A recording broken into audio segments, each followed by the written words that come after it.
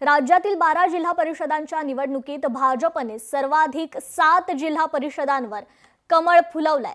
शिंदे सेना आणि राष्ट्रवादीचे 2 जिल्हा परिषदांवर आपला झेंडा फडकवलाय, तर शरद पवार गटाने सांगली जिल्हा परिषद जिंकली आहे। काँग्रेस आणि ठाकरे गटाच्या पदरी मात्र भोपळा आलेला आहे। 12 जिल्हा परिषदांमध्ये भारतीय जनता पार्टी 12 जिल्हा परिषदांमध्ये भारतीय जनता पार्टी पुन्हा एकदा सर्वात मोठा पक्ष म्हणून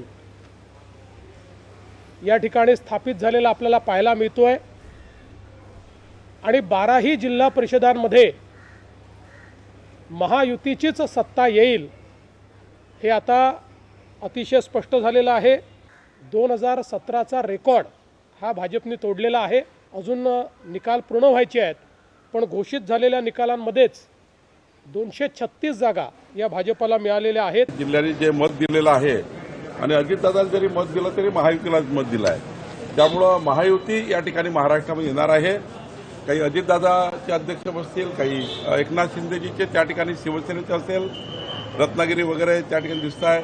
अजितदादाचे पक्षाचे असतील त्याचे अजितदादा आणि काही ठिकाणी भाजपा, म्हणजे मॅक्झिमम ठिकाणी भाजपा, असं महायुतीच त्या ठिकाणी महाराष्ट्रात दिसेल। नाही, महाविकास आघाडी नेमकी खाली गेलेली आहे कारण त्यांच्या भूमिका चुकतायत। टीका टिप्पणी करण्याच्या भूमिकेने आता महाराष्ट्र मत देत नाही, महाराष्ट्र विकासाला मतदान करतं। देवेंद्रजींच्या नेतृत्वामध्ये हा विजय जो आहे महायुतीला हा संपादित झाला। खरं तर देवेंद्रजींचं मनपूर्वक अभिनंदन की त्यांनी गेल्या काही वर्षांमध्ये महाराष्ट्रातील सामान्य जनतेच्या हिताच्या दृष्टिकोनातून जे निर्णय हे महायुती म्हणून घ्यायचे होते, महायुती म्हणून घेतले। लोकशाही मराठी ऐका, पहा, जागरूक रहा।